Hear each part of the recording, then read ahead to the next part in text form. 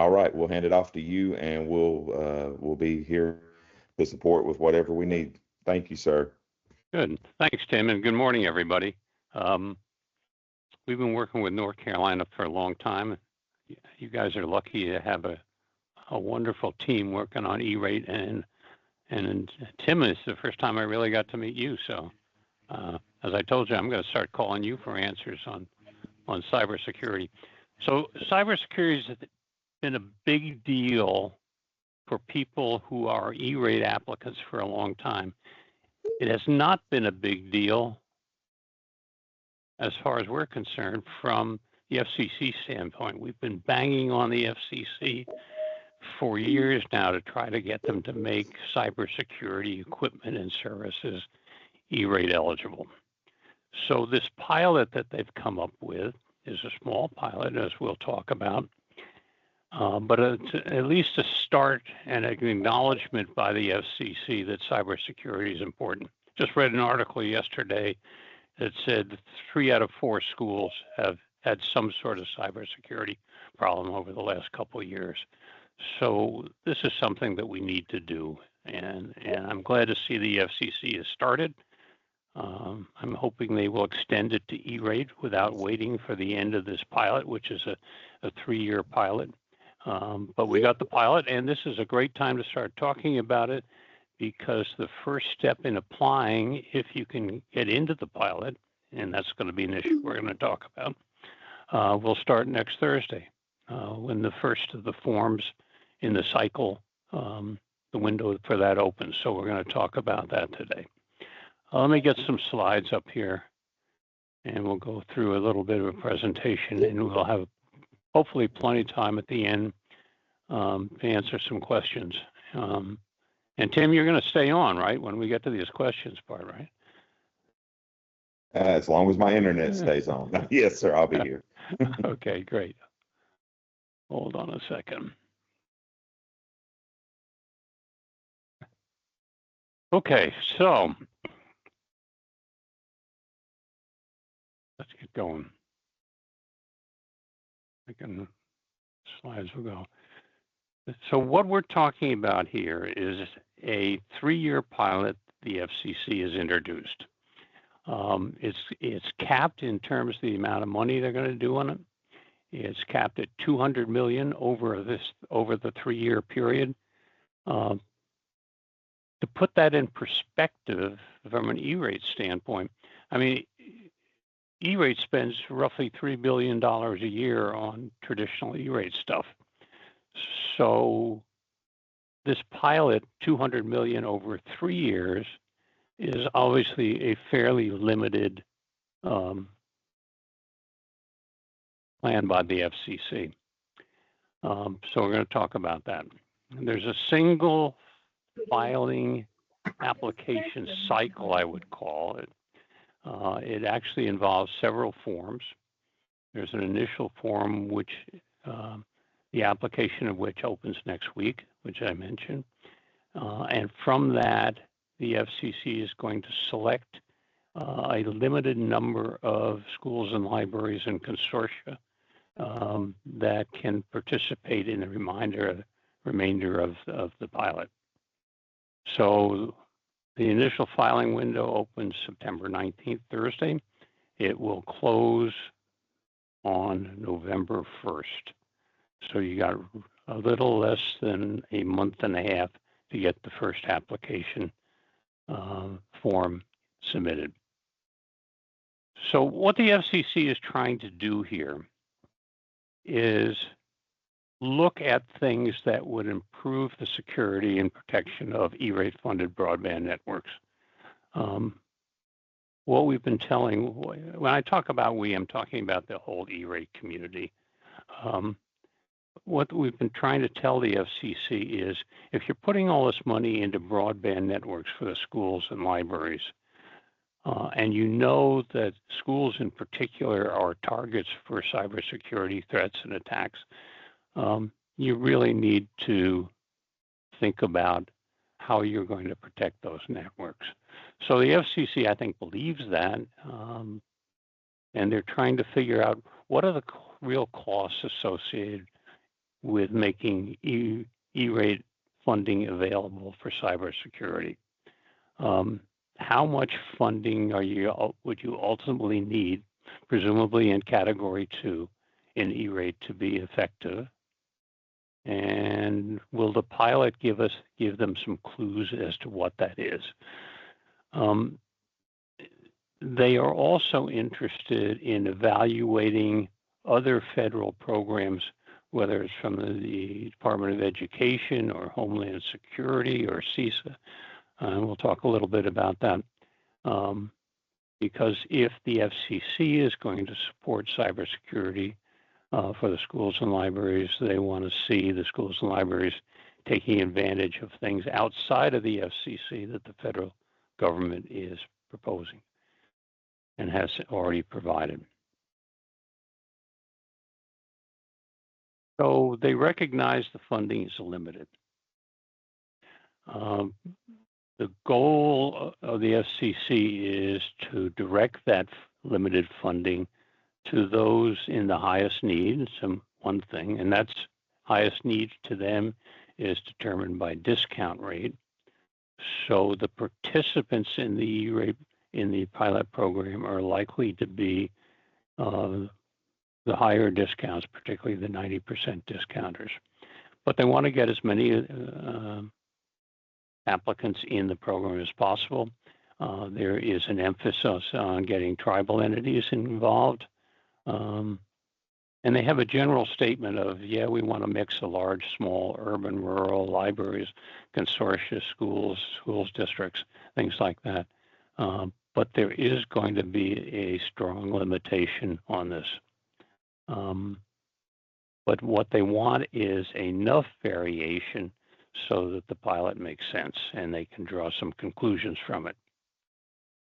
So basically, everyone that's eligible for E-rate is eligible to apply to be in the pilot program. So it's schools, school districts, library systems, and consortia of schools and libraries.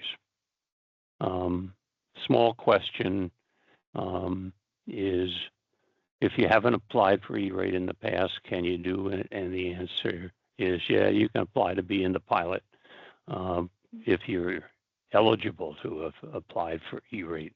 But for the most part, most schools and libraries are in E-rate, so that's doesn't make that much difference. There's a dollar limit over the 3-year period for how much an applicant can apply for in the program. And it's set up much like Category 2 in that there's a limit per student, and there's a limit not for libraries by square footage, but plainly just by sites.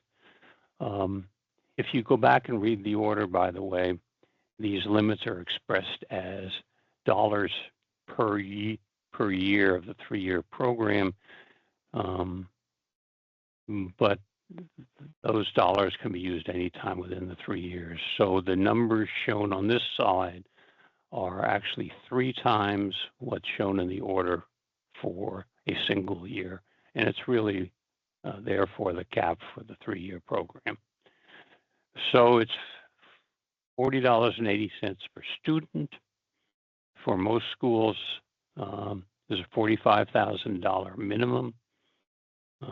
There's also, as you get into larger schools and districts, a $4.5 million maximum.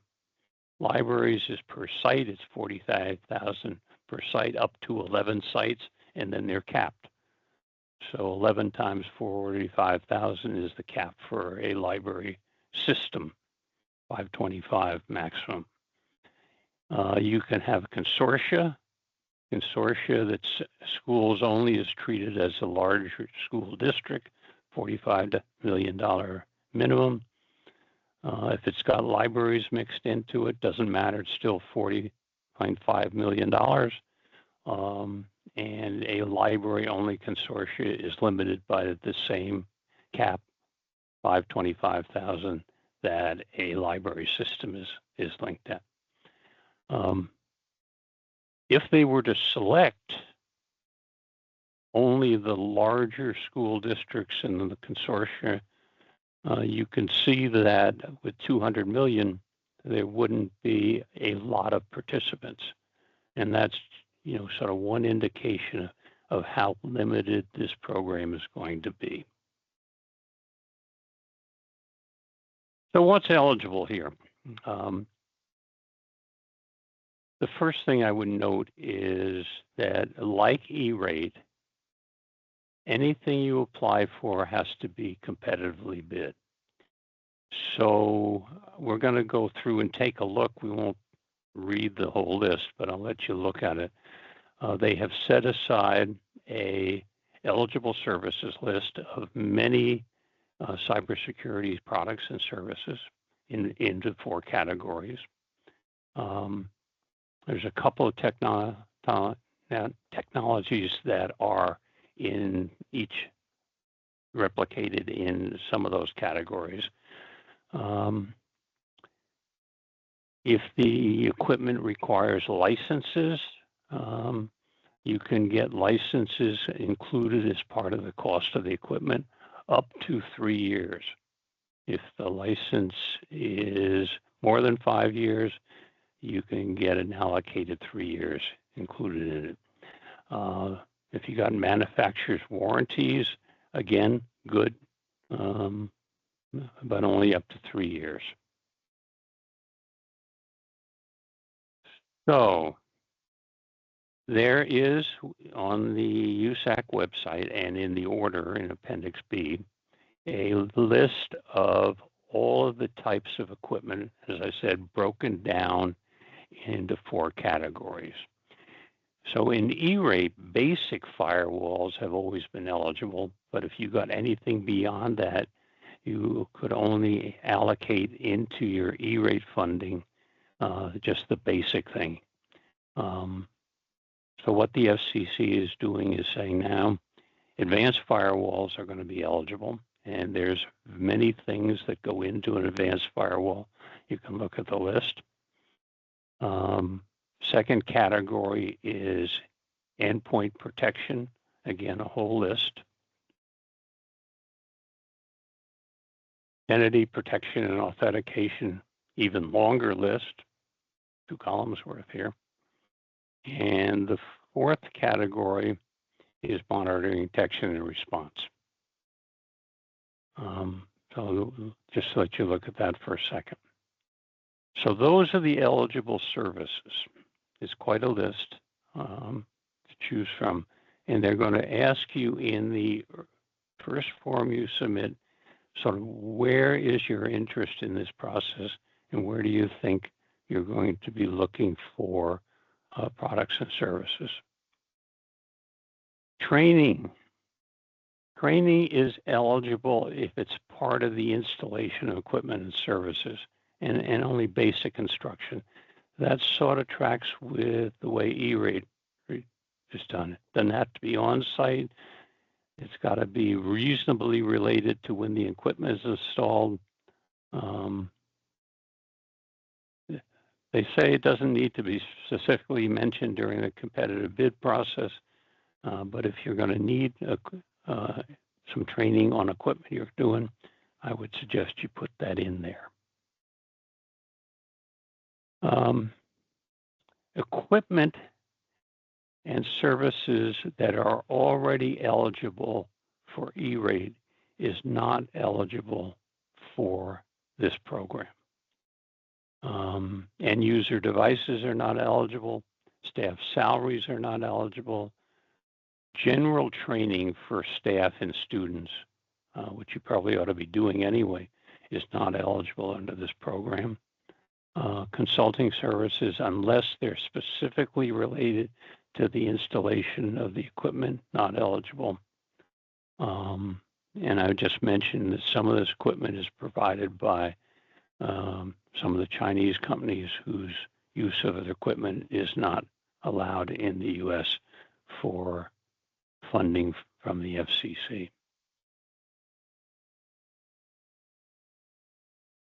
So here's the basic process. there are a bunch of forms, some new, some of which are variations of E-rate forms that we've been using for 20 plus years. The first part of this program will use a new form called a 484. It actually comes in two parts. Part one is starting next week, available to be filled in. It's got, so the window for filing a 484 Part 1 opens September 19th. It closes November 1st, so roughly a month and a half.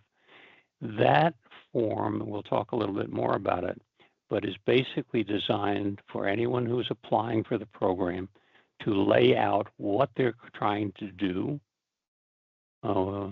which specific areas of cybersecurity equipment and services they're focusing on, how much they think they're going to spend or need out of this program, and what else have they been doing in the cybersecurity world, threats that they've dealt with.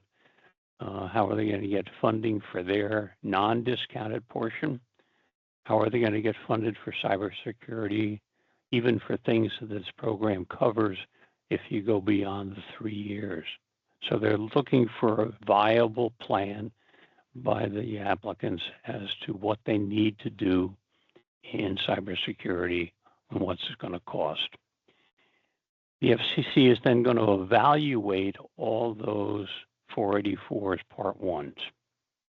And out of the people who submit that, they are going to select a subset of applicants who will then be able to go on and file forms to participate in the actual funding part of this pilot program.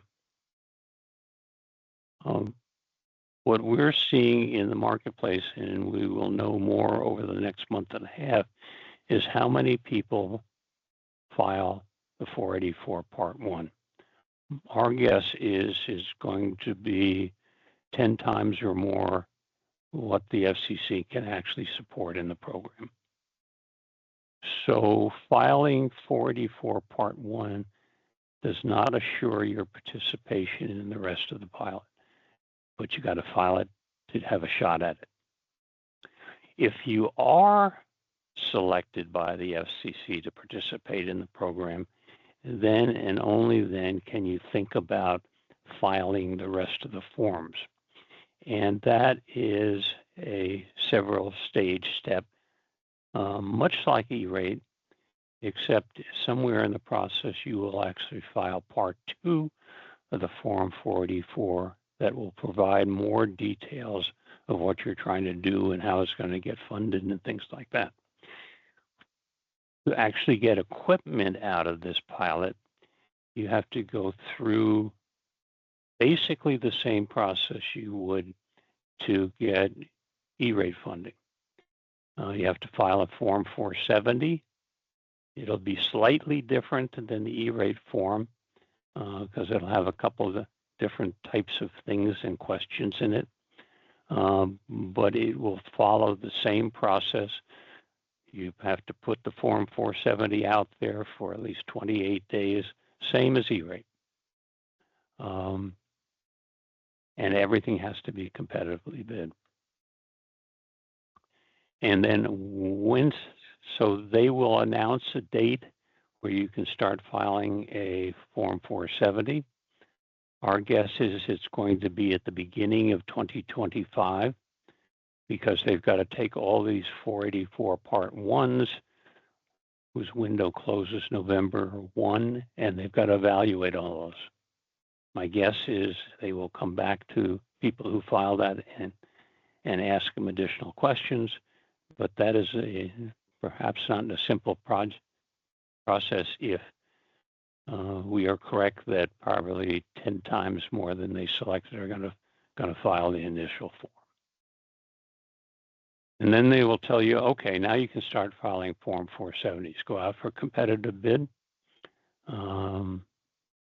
If the Form 470 looks anything like the E-rate Form 470, which we suspect it will, with different pull downs because we're looking at cybersecurity equipment, then you will start getting bids to come in from various suppliers.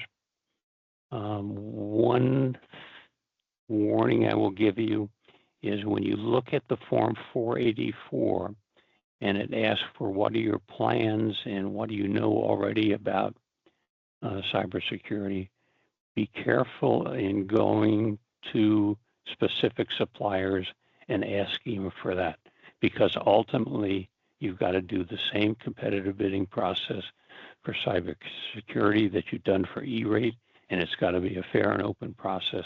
And if you have too close a relationship with an existing supplier on these types of issues, they may be barred from bidding on your equipment.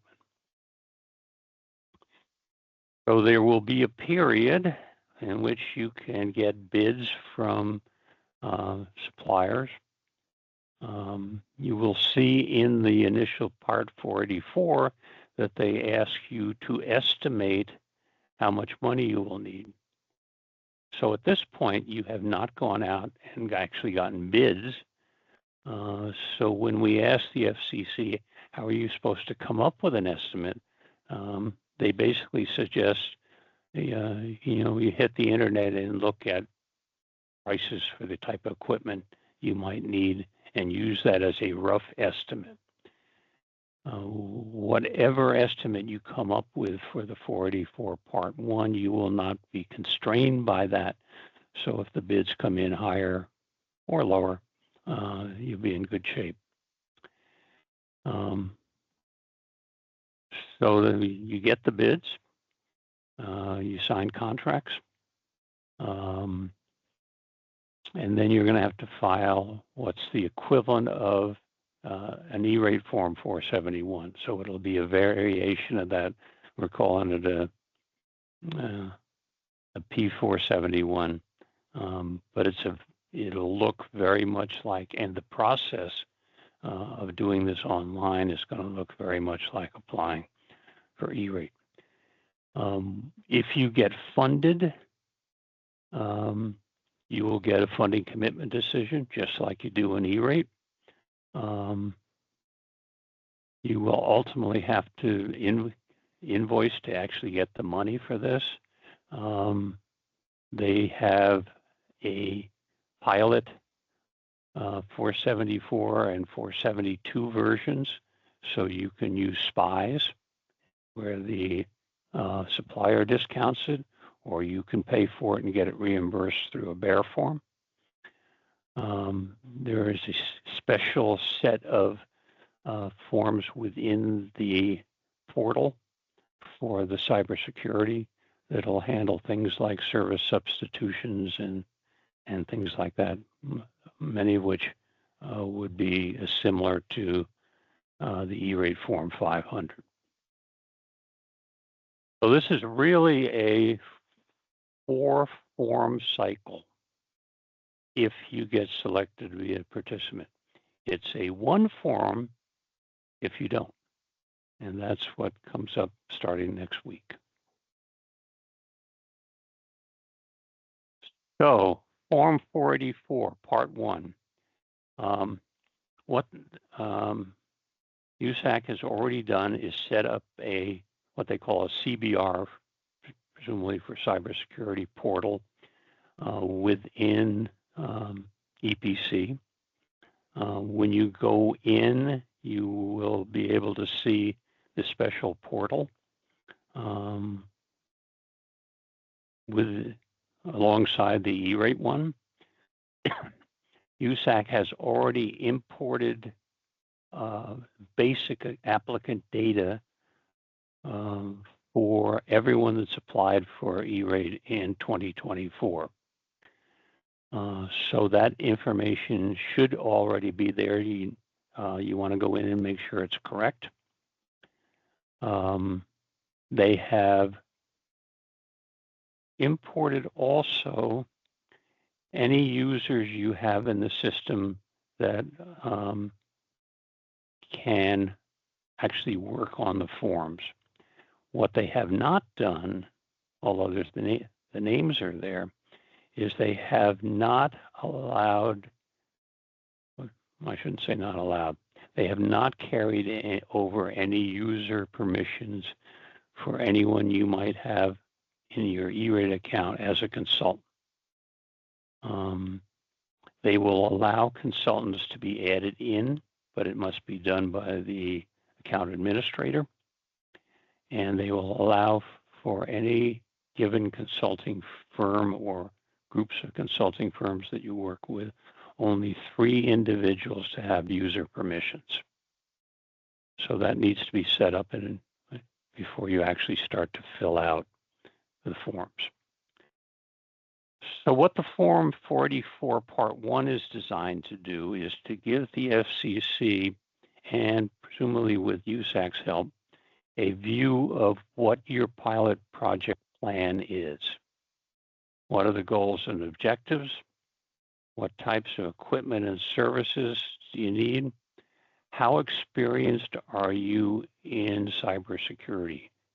I will tell you, in my view, if this is a brand new subject to you, your chances of getting selected for the full pilot project is pretty small.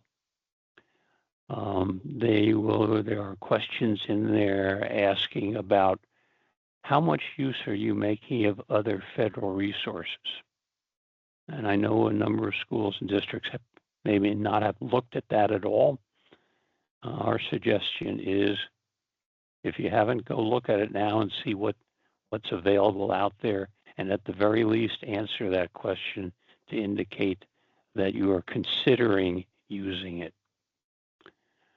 They will ask for your estimate of total cost. So you need to have a plan of what kind of equipment are you looking at. And you have to develop some way, without waiting to do competitive bid, to estimate what those costs are. They will ask, recognizing that the pilot is not going to cover all aspects of cybersecurity protection. What are you planning to buy outside of that? They will ask, where's the money coming from this for this, both for the non-discounted portion of pilot equipment, but for any other resources you need. There are questions in there about, do you have a cybersecurity manager that's been assigned to this? Our suggestion is, if you don't have one, appoint one. You really want to create a view in the 484 that you know what you're doing.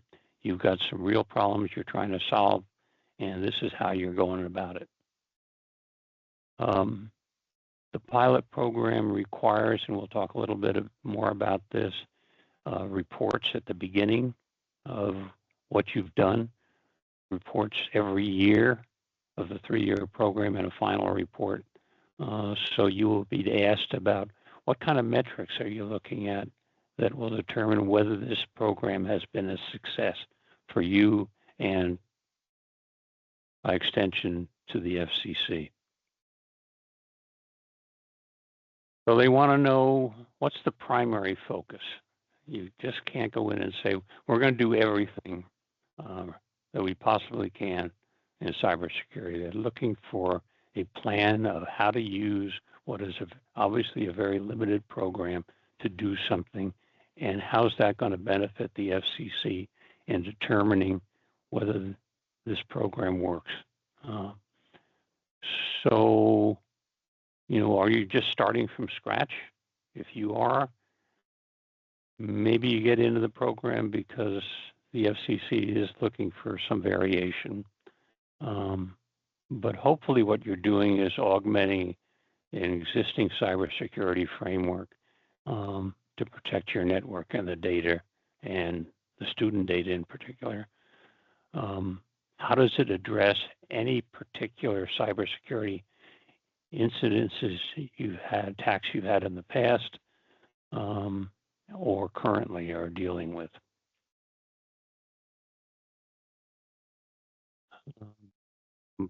Pull down check boxes on, where are you looking for? And I won't read them all, but you can see there are various aspects of cybersecurity defense mechanisms that you need to talk about. Resources is a big issue. What's your own resources? What other local resources, state resources are out there? Federal resources, notice that gets into the discussion of some of the federal resources from Department of Ed or Homeland Security. So they're looking at that. Any grants? Hopefully you don't check off simply none of the above.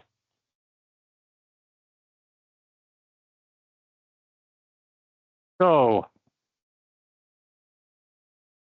you got to look at costs, both in terms of what the program can provide and elsewhere. And then the FCC is going to take a look at this. They have indicated that they will use some other federal resources departments to look at it with them. That's obviously going to slow up the review process.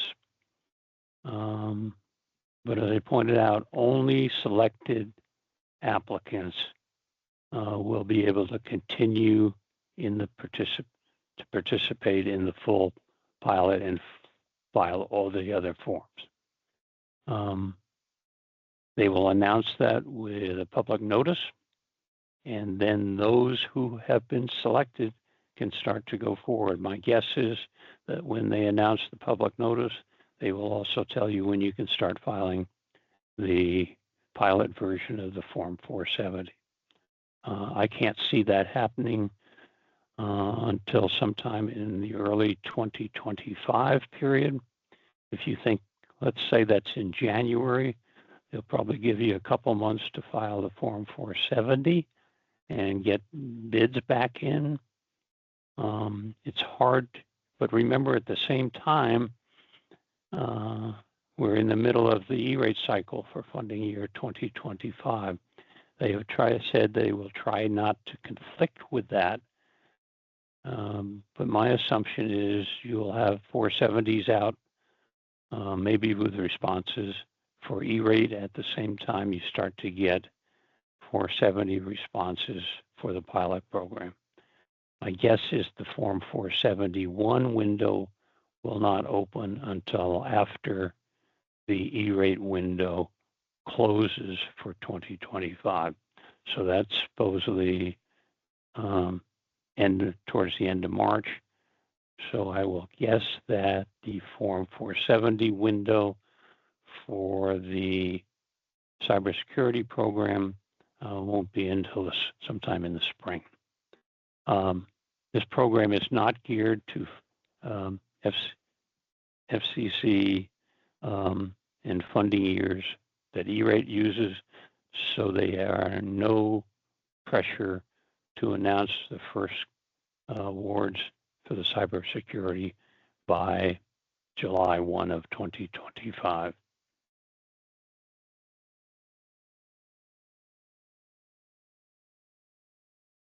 So Form 470, if you get in the program, as I said, it will look very much like the E-rate Form 470, different pull downs, menus for things you're looking for. Again, must be posted for a minimum of 28 days. Again, like the E-rate Form 470, you're not required to also attach an RFP, although it's a good idea to do that unless it's mandated locally or by the state. Again, bids that you get in have to be evaluated with price being the primary factor. If you specify a specific manufacturer, you have to add the words or, and model, you have to add the words or equivalent. There was an issue about whether instead of bidding for and developing new contracts, you could use master service agreements that are already in place. And this to me is a little confusing because the FCC's answer on that is yes, you can use existing master service agreements, but only if they were ones that were developed in conjunction with an E-rate Form 470. I find that confusing because you will be applying for equipment that is not E-rate eligible. So it's hard to imagine that a master service agreement that was developed for 470 purposes is going to be of any use in the cyber thing. And my advice is bid everything new. Otherwise, you can't use existing local contracts. You can't use them as a bid, which you could do sometimes in E-rate. GIF rules that are in place for E-rate also apply here. In fact, I notice there's going to be a question or two on GIF rules in the 484 process.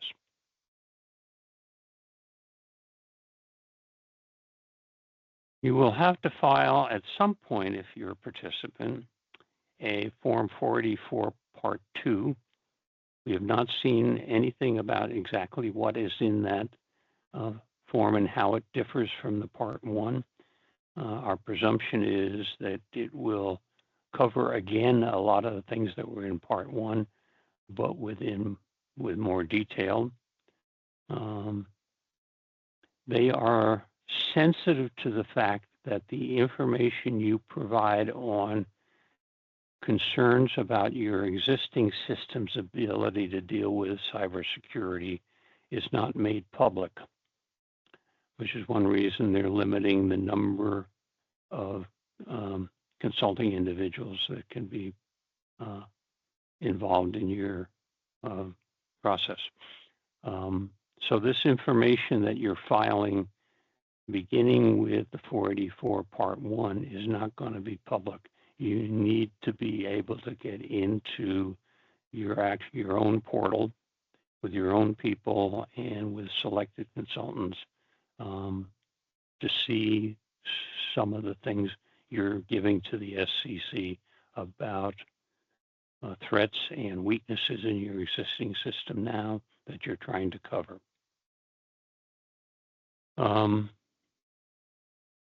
I think they will be asking more detailed questions about how you're using federal resources from Department of Ed, CISA, Homeland Security, and stuff like that. They'll be talking about what are your current training policies and procedures. They'll be asking all along in both versions of the 484 about monetary and funding things, but the Part 2 will also talk about any other non-monetary challenges that you have in dealing with perhaps training and things like that. Form 471, this is a 3-year program, as I mentioned, so you can buy this stuff over a 3-year period up to the maximum amount for yourself as a library or a school district or a consortium. You need to know upfront when you file a Form 471 what that is, but you don't have to actually apply for all the equipment right away. We got to look and see exactly what the 471 looks like on that. Discounts are based on the Category 1 matrix. The only difference between the Category 2 and the Category 1 matrix is that in Category 2 in E-rate, the top discount rate was limited to 85%. Here it'll be 90%, and there's no real categories. If the total amount of funding that is requested when you file at the end of the Form 471 window is more than $200 million, then they're going to start to prioritize who gets that funding. It's not exactly clear how that is going to go. The only model we have is in the early days of E-rate, before they came up with Category 2 budgets, they treated internal connections on a priority basis. So there was a priority 2 equipment that is equivalent to what is now Category 2 in E-rate. And in the years that they didn't have enough money left to fund every valid request for priority 2 equipment, they allocated it by discount rate. So they funded the 90%ers first. They worked their way down the band to the 80%ers, then the 70%ers. They had a point in time where they didn't have enough money to fund everyone at 90%, and then they started looking at the actual percentage of free and reduced lunches to cut and make even finer distinctions on that. We're presuming they would do the same thing. So it's not clear how many applicants they're going to select to go forward into the full program that have discount rates below 90% in the beginning. But just getting in the program, if you're at 60, 70% or 40%, may not guarantee you funding from the pilot program. So there'll be a Form 48 working somewhat like the E-rate Form 500 if you've got to change sites, service equipment. And speaking of sites, when you apply, for example, as a school district, it doesn't necessarily mean you're applying for all the schools in the district. And there is a point in time in the place in the 484 Part 1 where you will say, if you're a school district, for example, yes, I'm applying on behalf of all my schools, or you may say, I'm applying for only a subsection of it.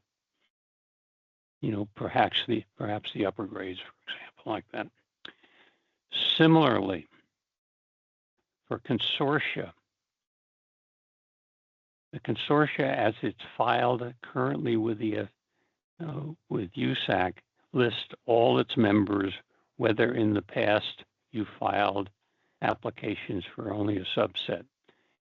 Again, in this process, you're going to have to indicate which members of the consortium are participating in this particular pilot application. And presumably, if you looked at the discount rate for that consortium, it would be an average of the participants' discount rates, which means that you may want to set up a subset only of the higher discount rate members to apply. Your choice. You can also create and get a new build entity number for a new consortium that you make up. So 488 and thing will be something that you operate to make changes as you go through. Invoicing works the same way as it works now. As you get equipment, you can file for the discounts on it, or you can have your service provider apply for it and bill you only the discounted amount. indicate in your original application how you're going to invoice. In the E-rate world today, you don't do that. That's a discussion you have with your service provider after you've already filed a 471. In the cyber program, you do it up front. You are not required, as you did in the ECF world, if you applied in there, to get a letter from the, or an email or something from your service provider agreeing to participate and do SPI invoicing.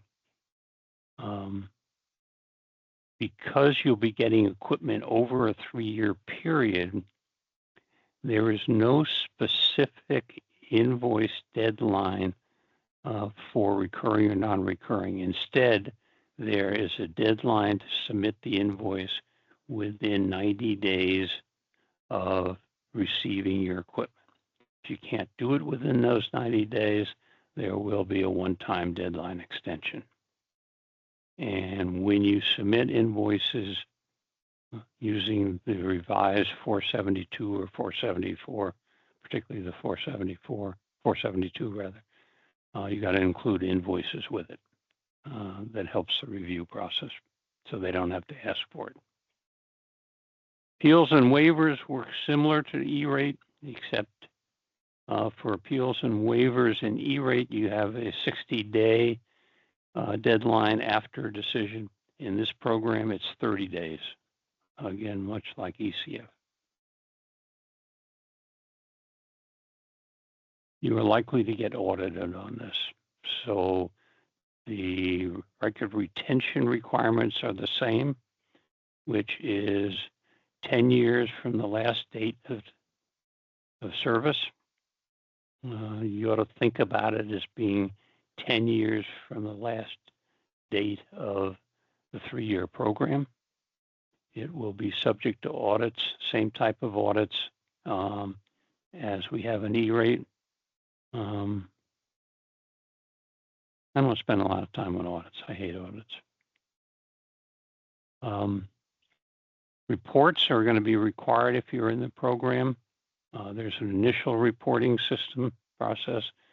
There's an annual reporting after the first year, after the second year, and after the third year, there's a final report. Requirements for that will come out in another public notice.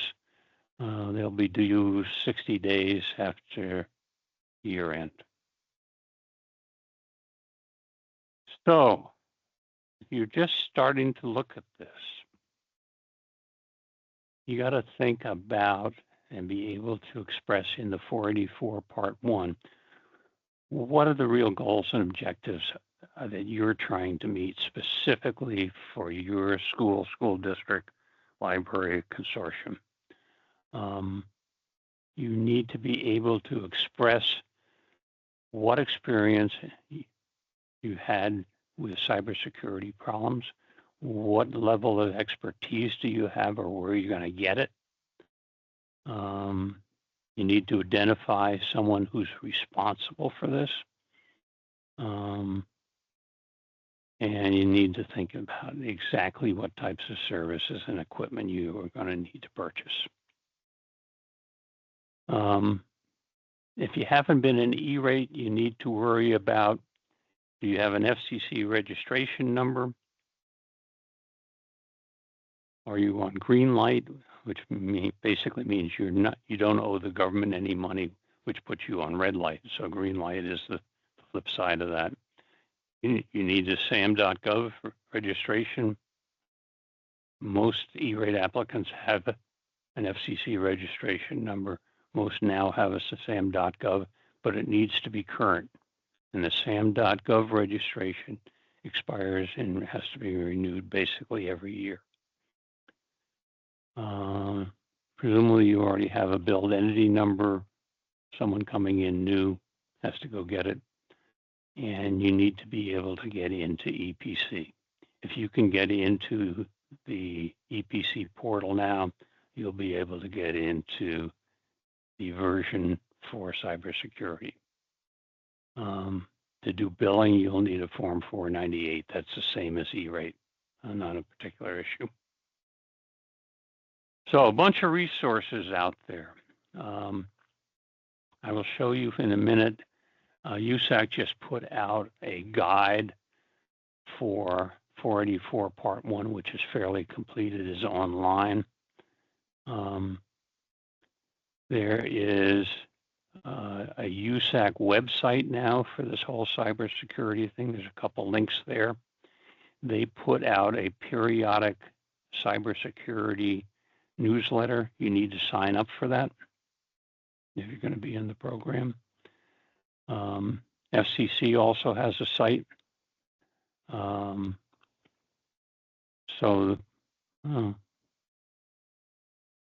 The email for program emails didn't come out too good. Got to fix that.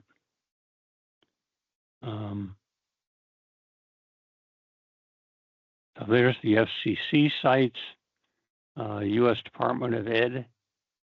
That's if you're going to have to make sure you understand that, and CISA and Homeland Security. There's a couple links to those if you haven't looked at those in the past. I want to come back to the user guide that USAC put out. But I'll do that at the end here. FCC's run some webinars. USAC has run some webinars. And those are worth looking at. USAC will continue to run training programs on this.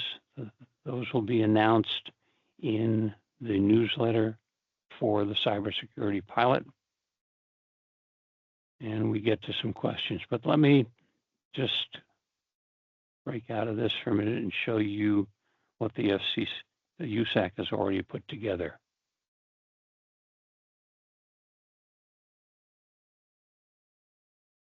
I may have to get out of the sharing and come back in, or can someone tell me whether they see the pilot guide now?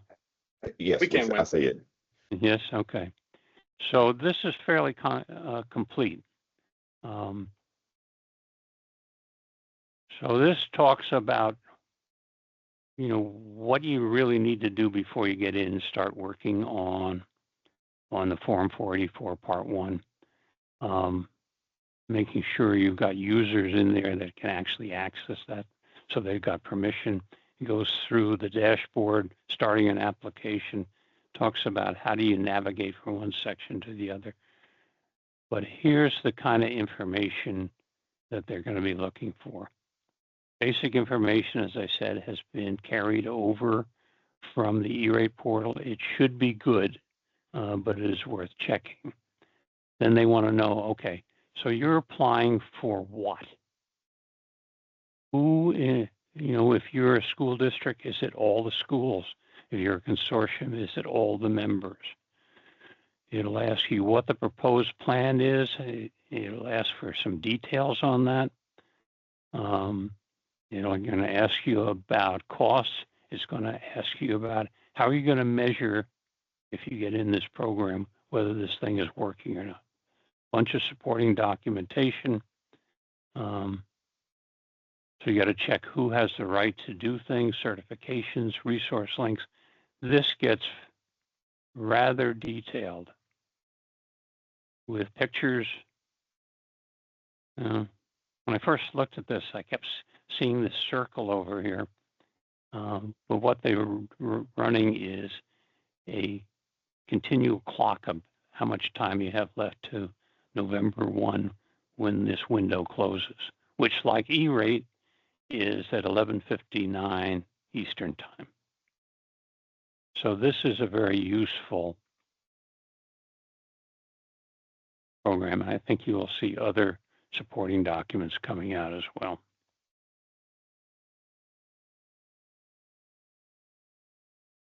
So with that, let me stop and see if there's any questions. I have not been checking the chat, and maybe someone else has.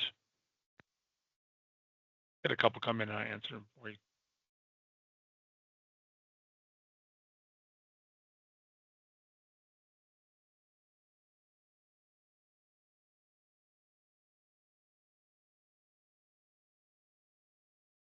Tim or Corey, So, do you want to take back charge of this thing? Yeah, there were a couple questions, but I believe that they were answered. Going to give a few minutes. We have a few minutes for questions if there are any specific questions, but I do appreciate your time when presenting that information and providing this resource to North Carolina. The partnership is always appreciated. Good.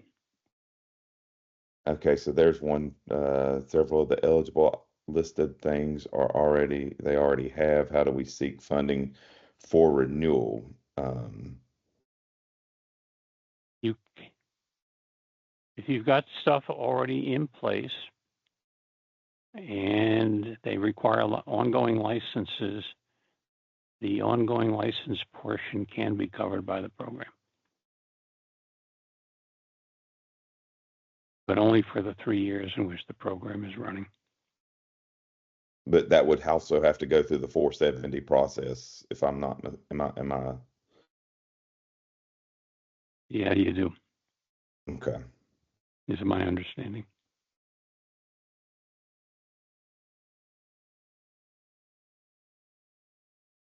With DPI contacts provide PSUs with guidance as they have with E-rate. We are working on a templated response form for the first part of the 484 form, going through trying to get some more guidance for that, and that will be shared out as soon as possible.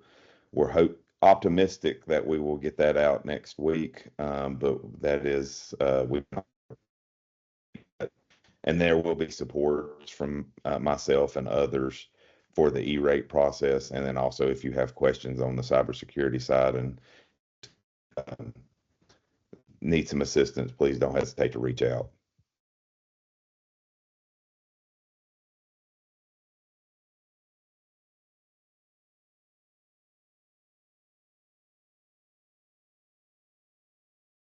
Matt, I understand how to competitively bid out license renewal is a topic that has come up in previous meetings, like this week at some of the DLEs also, and trying to understand that. It also depends, in my opinion, and my understanding on what the current contract is of the services you're talking about too, and being able to even competitively bid that contract. But when I might be completely misspeaking on that, but I do understand what you're saying, Matt. I don't know that I have an answer for you right now. Great.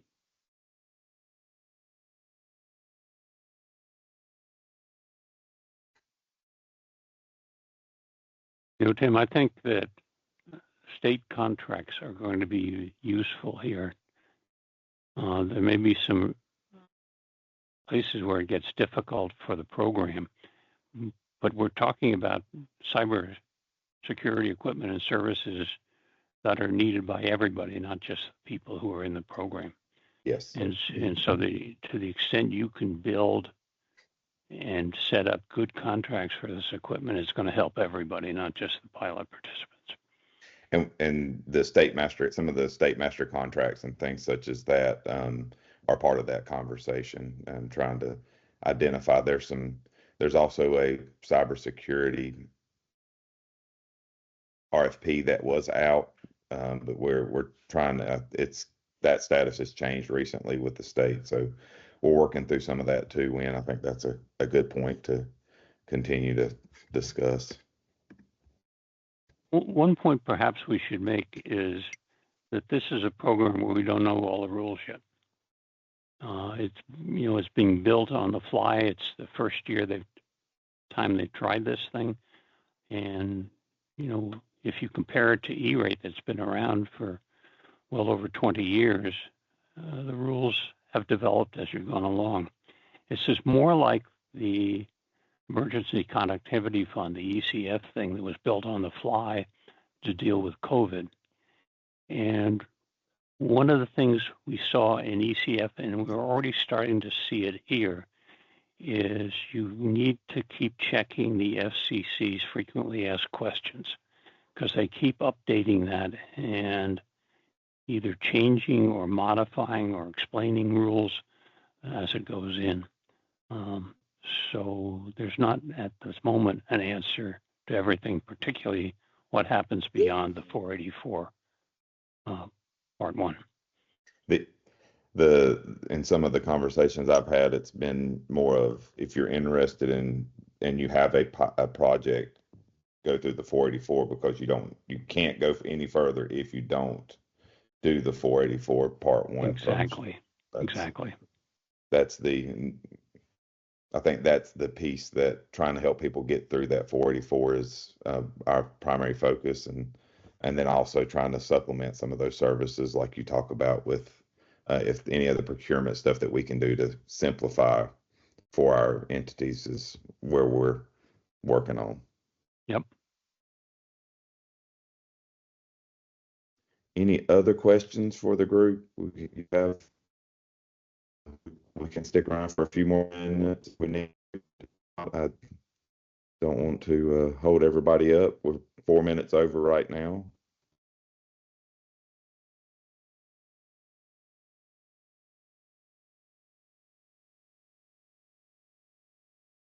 Well,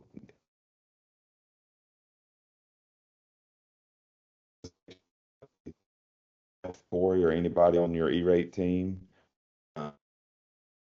Anyway, Corey, do you have? Tim, I guess I need to get some connectivity dollars your way. Bless your heart. I'm just picking. No, I don't. Sorry, yes. I would just reiterate, thank you to Wynn and Lyle for putting this on for us. Like I said in the chat, we'll follow up with this recording as well as Wynn's slide deck and some resources as well. As Tim said, we're going to do our best to get some guidance out, and please reach out to Tim, myself, the school connectivity team. We're here to help you any way we can. We may not know the answer, but we will try to do our best to find the answers, is what I always follow up. But no, that's all I have, and just say thank you all for being here.